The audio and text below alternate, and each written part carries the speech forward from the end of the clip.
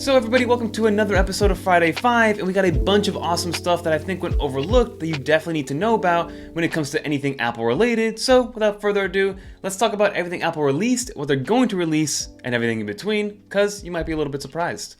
Let's get into it. So the first bit of news that we got is that Apple is targeting a wall-mounted smart display to be released in March of 2025. Now this is supposedly going to be a HomeKit hub for your entire home. Think about this as an Apple HomeKit kind of control panel that kind of looks maybe sort of like two iPhones put together, maybe an iPad mini, but with a more squarish form factor supposedly. And again, the idea here is to bring a central hub for anybody that wants to, again, be in HomeKit, but also have a bunch of security systems, be able to control things in their Apple ecosystem that's more related to their holistic home versus their individual phones and things of that nature. So the idea here is to have this iPad-like type of interface that's supposedly going to combine something like standby mode, which we got with iOS 17, alongside watchOS, because there will be certain complications that will be specific to this new HomeOS operating system, which we haven't seen before. I think it's going to be very similar to what CarPlay looks like, where there will be some specific apps that work with this new operating system and with this new piece of hardware, but it won't be exactly like iOS or iPadOS. It'll be kind of this watered down version that has a bunch of applications.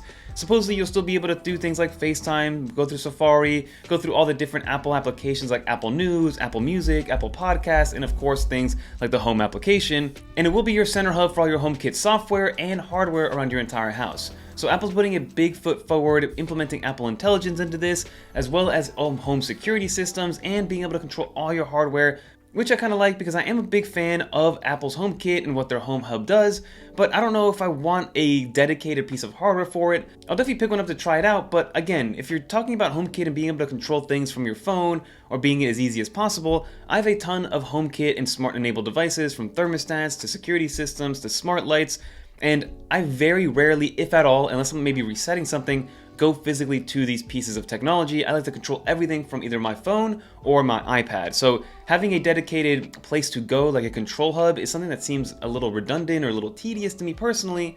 But to each their own. I know Apple's going to put their best foot forward for the smart home. I just need a little bit more value and some sort of value add to make me or entice me into wanting to get this thing.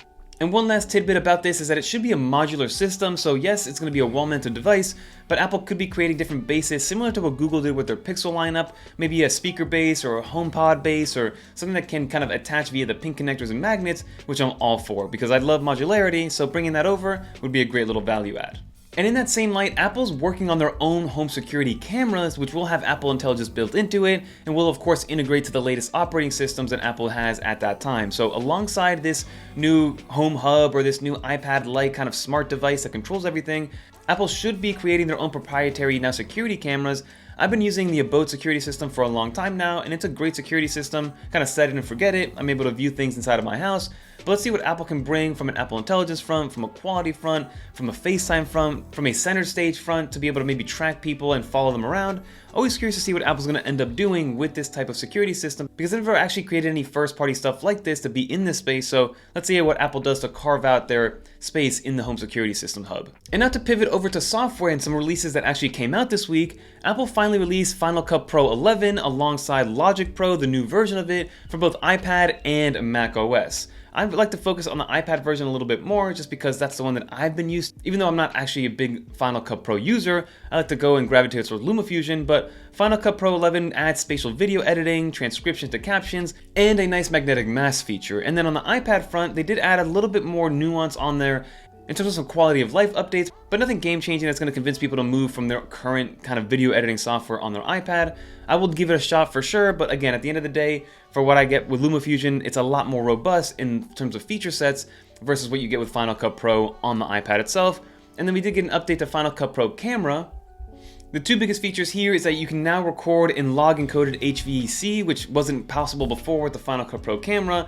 And then secondly, you will be able to capture at 120 FPS in that cinematic mode, and in regular mode to be able to get those nice slow-mo shots. And of course, with the Final Cut Pro app on the iPad, you can now edit in that 120 FPS if that's something that you want to get into. So those are the updates that came out. Again, nothing too crazy, but quality of life updates for sure. And then lastly, another release that Apple gave us is a new gold link bracelet for your Apple Watch, which does retail for $349, and you can order it or pre-order it technically from Apple's website already, and it's set to ship in 5 to 6 weeks to kind of fit that Christmas timeline for the holiday season. So again, for $350, it is a pretty penny, but again, I'm sure it looks nice and it'll be something that you use for years to come, because Apple's band quality and their bracelet link quality is always great. They're just a little bit expensive for my personal liking. And then I did want to mention that we did create a video recently about using the Mac Mini alongside your iPad Pro and using your iPad Pro as a mobile display for your Mac Mini, creating this kind of Mac Mini iPadOS mobile computing device, which does have a lot of benefits both from the iPadOS side, macOS side, and travel side specifically.